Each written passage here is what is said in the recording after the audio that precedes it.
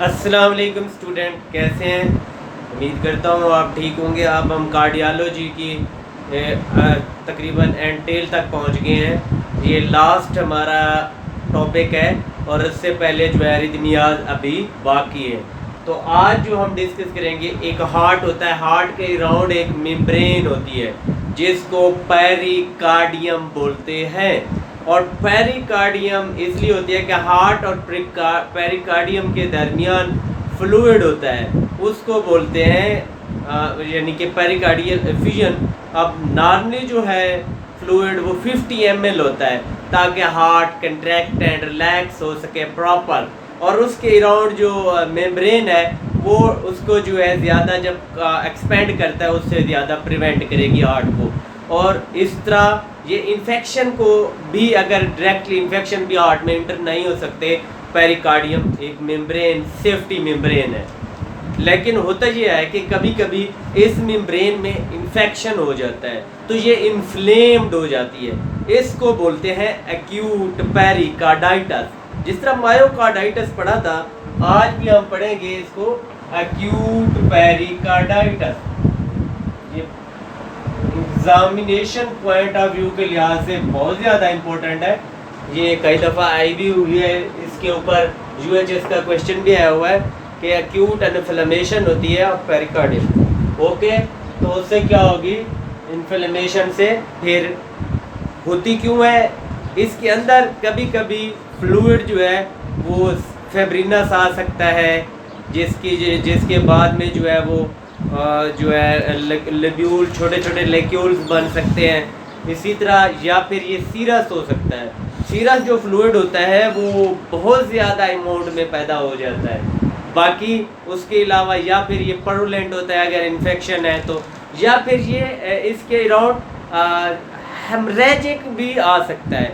जब भी haemorrhagic pleural effusion हो, हेमरेजिक पेरिकार्डियल इन्फ्यूजन हो, हेमरेजिक असाइटीज हो, फर्स्ट आप सस्पेक्ट करें कोई मेलिग्नेंसी तो नहीं है, ठीक है? या फिर दूसरे नंबर पे ट्रॉमा सोचें। तो ये दो काजेज होती हैं। अब हम आएंगे सबसे पहले एक्यूट पेरिकार्डाइटिस की काजेज को डिस्कस करते हैं। काजेज तो मैंने जैसे बताया था कि मायोकार्डाइटिस की नंबर 1 काज क्या थी? कॉक्सीवायरस। तो यहाँ भी वायरल है, ठीक है। Number 2 bacterial. ये आप लोगों के फिंगर टिप्स पे होनी चाहिए, ठीक है। और ट्यूबरकुलस कोई भी टीबी का प्राइमरी इन्फेक्शन तो पल्मोनरी हुआ है तो उसके बाद एक्सटेंड कर सकती है। हो सकता है वो सिम्टम्स ना है, सबसे पहले पेरिकार्डियल एफिजन ही डेवलप हुई हो। इसके अलावा ये तो है इन्फेक्टिव काजेज, ठीक है। इन्फेक्टिव काजेज 3 है, उनमें से वायरल, बैक्टीरियल एंड ट्यूबरकुलस।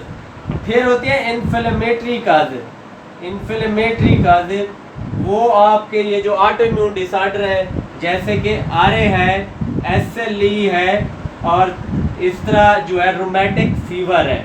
तो ये 3 चीज़ें क्या करती हैं? इन्फ्लेमेटरी। ये भी पेरिकार्डाइटिस कर सकती हैं, एक्यूट पेरिकार्डाइटिस कर सकती हैं। इवन पेरिकार्डियल एफिजन इनसे डेवलप हो जाती है बाद में। तो RA का पेशेंट हो, ऐसे कुछ अदर्स काजेज हैं, उनको भी याद रखना ज़रूरी है। और क्या क्या काज है? पोस्ट MI, मैंने कहा था कि MI की कॉम्प्लिकेशन में बताया था एक्यूट पेरिकार्डाइटिस हो जाता है। यूरेनिया, आप लोगों ने अगर नेफ्रो में प्रैक्टिस की या उस जॉब की, बल्कि अभी तो आप लोगों ने करनी है, तो वहाँ देखेंगे जो CKD के पेशेंट होते हैं, जब यूरेनिया बहुत ज़्यादा हो जाता है तो पेशेंट को चेस्ट पेन यानी कि एक्यूट पेरिकार्डाइटिस होने के बहुत ज़्यादा चांसेस होते हैं। आगे मैं बताऊँगा हम कैसे असेस करते हैं इसको। अच्छा, फिर मेलिग्नेंसीज है, लिम्फोमा है, जिस तरह मेलिग्नेंसी ब्रेस्ट की मेलिग्नेंसी है या फिर इसी तरह ब्रोंकस की है, तो उससे भी एक्यूट पेरिकार्डाइटिस हो सकता है। या फिर ट्रॉमा है, ट्रॉमा से भी एक्यूट पेरिकार्डाइटिस हो सकता है। ये अदर काजेज है। मेरे ख्याल में फिंगर टिप्स पे होनी चाहिए causes: viral, bacterial, tubercular, okay, inflammatory, RA, SLE, rheumatic fever and others में post MI, uraemia, malignancy, trauma. ये भी नहीं भूलने चाहिए आप लोगों को। ये सारी थी काजेज। अब चलते हैं हम इनके क्लिनिकल फीचर्स को डिस्कस करेंगे कि क्लिनिकल फीचर्स क्या क्या होते हैं जिनकी बेस पे acute pericarditis will present with chest pain, retrosternal होगा, radiating to the shoulders, both shoulders and neck, ये shoulders की तरफ भी जा सकती है, पेन जो है वो नेक की तरफ भी जाता है, और इसके अलावा इसको लीनिंग उस पे इसके लेटने पे, ये चेस्ट पे लाइंग पे ये वर्स हो जाता है, और लीनिंग फॉरवर्ड पे ये इम्प्रूव हो जाता है। वैसे ये पोजीशनिंग से या डीप इंस्पिरेशन करेंगे, लंग एक्सपेंड करेंगे, वो जॉ के साथ साथ हार्ट की पेरिकार्डियम को लगेंगे, पेरिकार्डियम पहले इन्फ्लेम्ड है तो पेन होगा, या कोई सवालों करेंगे, कुछ खाएंगे तब भी पेन होगा, मूवमेंट से भी पेन होगा। तो ये जो पेरिकार्डाइटिस का पेन है इसका करैक्टर मैंने अच्छी तरह समझा दिया है। कहना है डीप सांस लेने से तो ज़्यादा नहीं होता, अच्छा जब लेटते हैं तब तो ज़्यादा नहीं होता, ये कंधों की तरफ तो नहीं जाता, अच्छा जब कुछ खाते पीते हैं तब तो नहीं होता। ये सारे फीचर आपने एक्यूट पेरिकार्डाइटिस के अगर रिस्क फैक्टर है तो पूछ लेने। माइल्ड सा फीवर भी होता है कभी कभी, तो इसकी एक ही सिम्टम है, that is chest pain. Okay, अब आते हैं इसके साइंस देखते हैं। सबसे पहले जो मेन इसका साइन है वो है पेरिकार्डाइटिस का pericardial rub is the diagnostic sign. Pericardial rub एक ही मेन साइन है, और तो कुछ आप लोगों को मिलेगा भी नहीं, जस्ट और जस्ट पेरिकार्डियल। स्टैथ रखेंगे सिस्टोलिक एंड डायस्टोलिक पे, दोनों में ही पूरे फेज में आती है ये जो रब होती है, एक किस्म की साउंड होती है, स्क्रैची साउंड होती है। जिस तरह आप लोग ने प्लूरल रब पढ़ी थी इसी तरह पेरिकार्डियल रब होती है, और ये फीचर है एक्यूट पेरिकार्डाइटिस। जब भी हमारे पास सीकेडी का पेशेंट आएगा हम रब सुनेंगे, जब भी हमारे पास एमआई का पेशेंट आएगा हम रब सुनेंगे, इसी तरह एसएलई का पेशेंट आएगा रब सुनेंगे, इसी तरह हमारे पास टीबी का पेशेंट आएगा रब सुनेंगे। Pericardial rub is the diagnostic sign, रब है तो पेरिकार्डाइटिस है, कन्फर्मेटरी साइन है। आगे चलते हम फाइंडिंग इन्वेस्टिगेशन कैसे करते हैं। How will you investigate a patient of acute pericarditis. Investigation जो है वो मेन इन्वेस्टिगेशन कौन सी होती है, ईसीजी, ईकेजी, ईसीजी पे बड़ी टिपिकल फाइंडिंग होती है। अल्ट्रासाउंड नॉर्मल होता है या पेरिकार्डियल एफ्यूजन होगी तो उसको पिक कर लेगा, एक्सरे पे भी कुछ खास नहीं होगा, एटियोलॉजी के लिए कुछ टेस्ट करेंगे तो करेंगे, अदरवाइज आपका जो है ईसीजी डायग्नोसिस को क्लियर कट कर देती है, कंफर्म कर देती है most of the time. Diffuse ST elevation होगी, diffuse ST elevation, ST elevation का मतलब, डिफ्यूज का मतलब हर लीड में होगी। वो अभी एमआई की ऐसी तो नहीं होती, एमआई की तो किसी स्पेशल रीजन जो एरिया इन्वॉल्व होगा उसकी एलिवेशन होगी, लेकिन एक्यूट पेरिकार्डाइटिस में हर लीड में एलिवेशन होगी। और एलिवेशन भी बड़ी मजे की होगी। एलिवेशन कैसी होगी, एलिवेशन अपवर्ड कनकेविटी इस तरह फील होती है, अपवर्ड, ये कन्वेक्सिटी मैंने बता दी है, इस तरह होती है अपवर्ड कनकेविटी। अब मेरे ख्याल में आप लोगों को क्लियर हो जाएगा, ये कन्वेक्सिटी बन जाती है यहाँ कनकेविटी, यानी कि ऊपर से देखें तो कनकेव शेप लगे नजर आएगी। ये एमआई की तो आप लोगों को पता है इस तरह होती है, कन्वेक्सिटी होती है, एमआई की कन्वेक्सिटी होती है, इसकी कनकेविटी होती है और हर लीड में होती है। Diffuse ST elevation with upward concavity.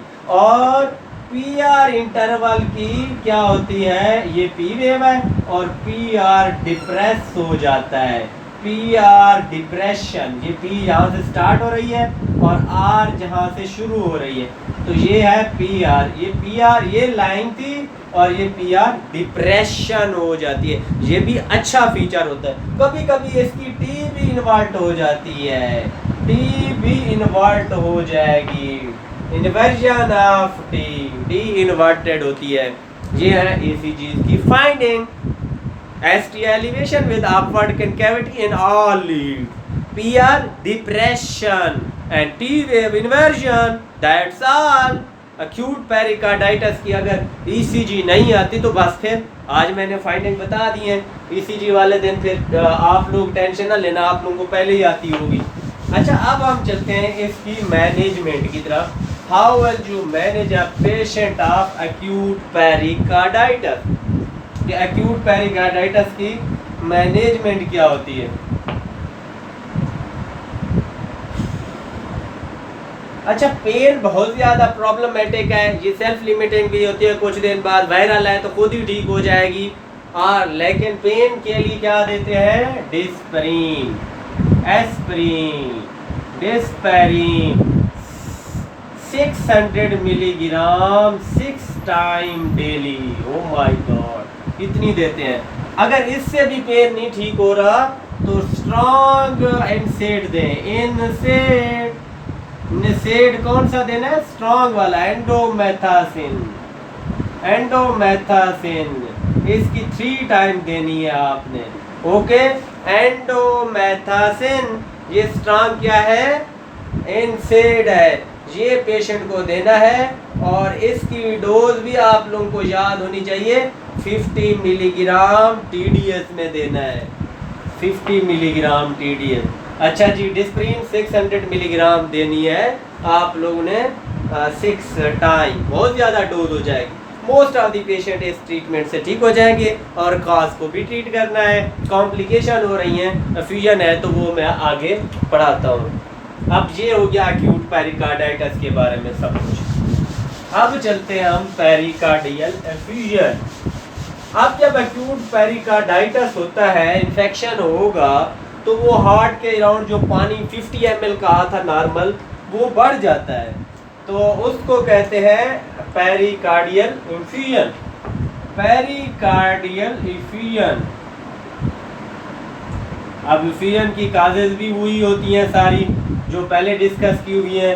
अगर एक और चीज़ फिर आ जाती है, ये फ्यूजन है तो इतनी प्रॉब्लमेटिक नहीं होती, इतनी साइड सिम्टम्स कुछ खास नहीं आती। अगर आ जाए तो पेरिकार्डियोसेंटिसिस कर देते हैं, चले मसला रहता है। लेकिन problem is cardiac tamponade and constrictive pericarditis. अब इन दोनों को डिस्कस करेंगे। कार्डियक टैम्पोनॉड, वैसे पेरिकार्डियल एफ्यूजन जो है और कार्डियक टैम्पोनॉड में क्या फ़र्क है।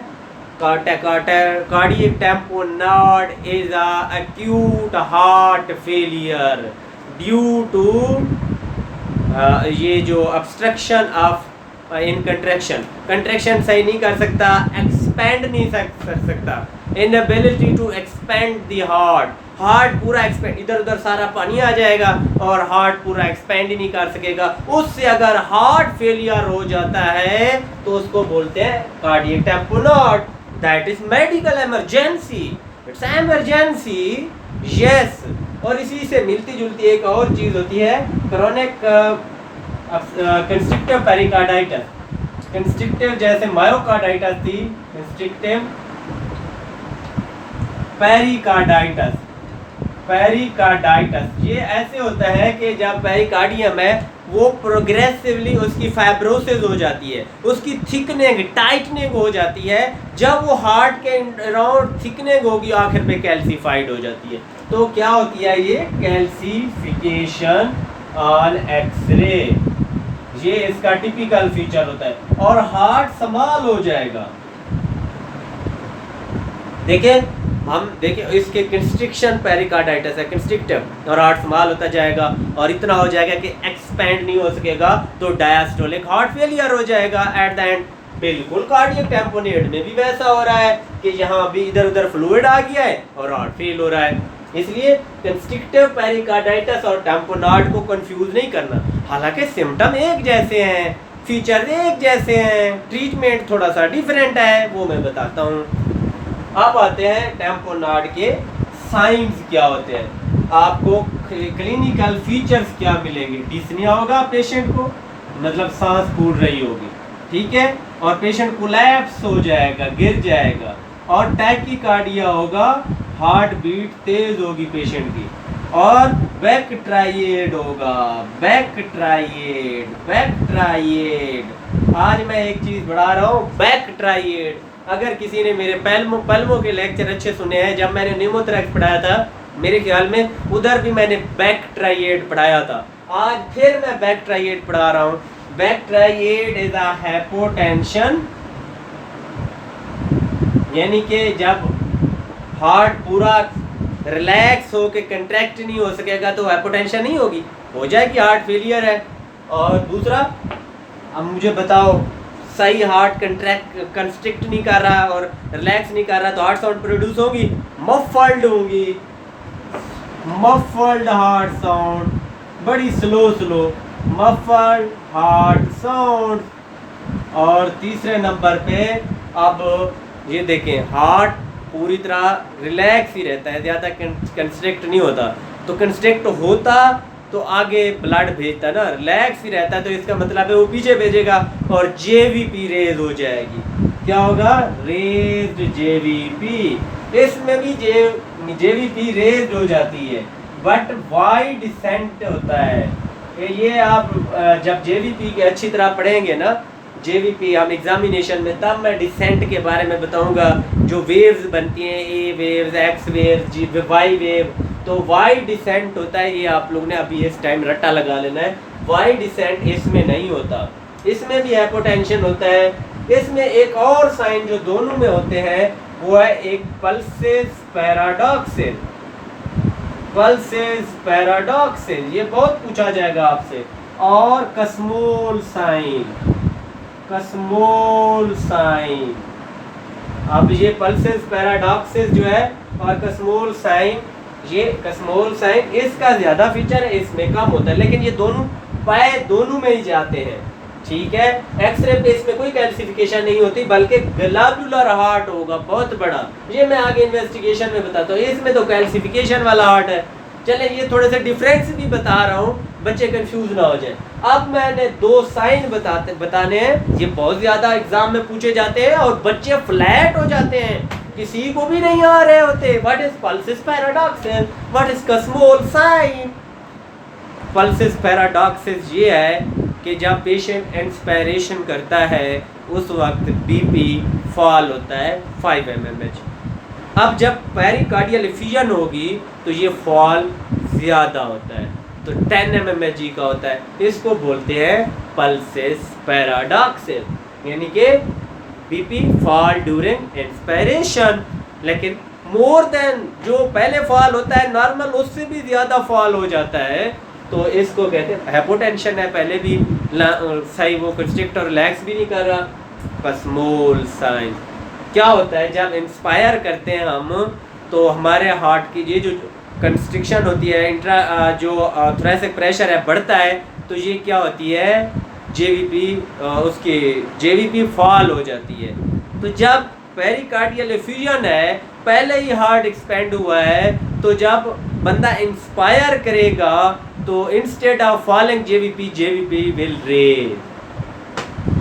अगर जेवीपी राइज करती है instead of falling, that is Kussmaul sign. और बीपी ज्यादा फॉल करता है during inspiration, that is pulsus paradoxus. मेरे ख्याल में अब इनमें कोई कन्फ्यूजन नहीं होती। एक तो ये जेवीपी का साइन है कसमोल, और पल्सिस पैराडॉक्सिस बीपी चेक करते हैं। ओके, दोनों में ही फॉल होना चाहिए इंस्पिरेशन की तरह, बट जेवीपी राइज होती है इंस्टेड ऑफ फॉल, ठीक है। अब ये साइन भी हो गए। नेक्स्ट हम जब चलेंगे वो हमने देखना है how will you investigate a patient of cardiac tamponade. The gold standard test, the specific test, the pivotal test, the important test, that is echocardiography. ठीक है, इन्वेस्टिगेशन दैट इज एकोकार्डियोग्राफी। ये डायग्नोस्टिक है एकोकार्डियो, उस पर लग जाएगा पता भाई एफिशिएंट है या नहीं है।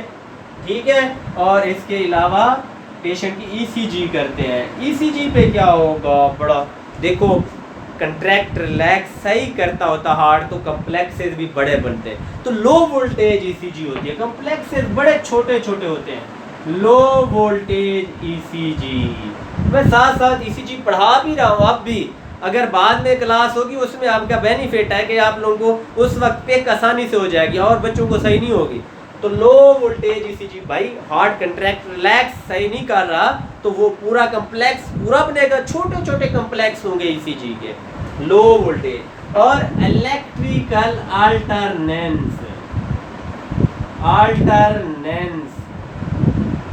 होता ये है कि हार्ट फ्लो कर रहा है ऐसे ना पेरिकार्डियम में, क्योंकि सारा फ्लूइड है, पानी में क्या करता है वो फ्लो कर रहा है। तो जो अल्टरनेंस होती है इलेक्ट्रिकल अल्टरनेंस, कभी तो क्यूआरएस कम्प्लेक्स बड़ा बन जाता है, कभी छोटा बन जाता है, कभी बड़ा बन जाता है, कभी छोटा बन जाता है। इसको बोलते हैं इलेक्ट्रिकल अल्टरनेंस कि एक तो क्यूआरएस कम्प्लेक्स बड़ा है एक छोटा है, तो इसको बोलते हैं इलेक्ट्रिकल अल्टरनेंस कि चेंज हो रहे हैं, एक्सेस चेंज हो रहे हैं आर्काइव। और एक्सरे पे क्या होगा, ग्लोबुलर हार्ट होगा, ग्लोबुलर बड़ा हार्ट हो जाएगा, ग्लोबुलर गोल गोल सा ग्लोबुलर हार्ट।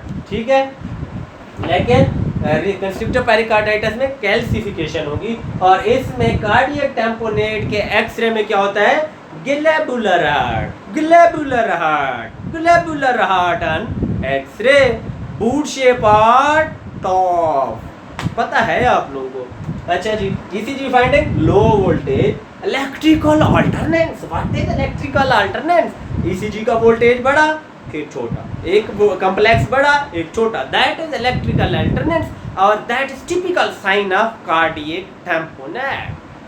ठीक है, अब चलते हैं इसकी मैनेजमेंट की तरफ। How will you manage a patient of cardiac tamponade? इससे पहले रिकंस्ट्रक्टिव पेरिकार्डाइटिस की मैनेजमेंट में हार्ट फेलियर वाला साइन और ट्रीटमेंट देना है, उसको डायूरेटिक्स दें, स्पाइरोलेक्टोन दें यानी कि मिनरलोकार्टिकाइड एंटागोनिस्ट, हार्ट फेलियर के लिए मेडिसिन दें। अगर उससे भी नहीं ठीक होता तो फिर उसको सर्जिकल रिसेक्शन करें। अगर वो रिसेक्शन नहीं हुई तो इसकी 50% मोर्टेलिटी है, बहुत ज़्यादा लीथल है ये कंस्ट्रक्टिव पेरिकार्डाइटिस। अब आते हैं हम अपने कार्डियक टेम्पोनेट पे। Cardiac tamponade is a medical emergency. तो फिर हम क्या करेंगे, परक्यूटेनियस, ये याद कर लो ट्रीटमेंट, ये कई दफ़ा पूछा जाएगा, एमसीक्यूज पूछे जाएंगे, ऑस्पी में पूछा जाएगा और एससीक्यूज।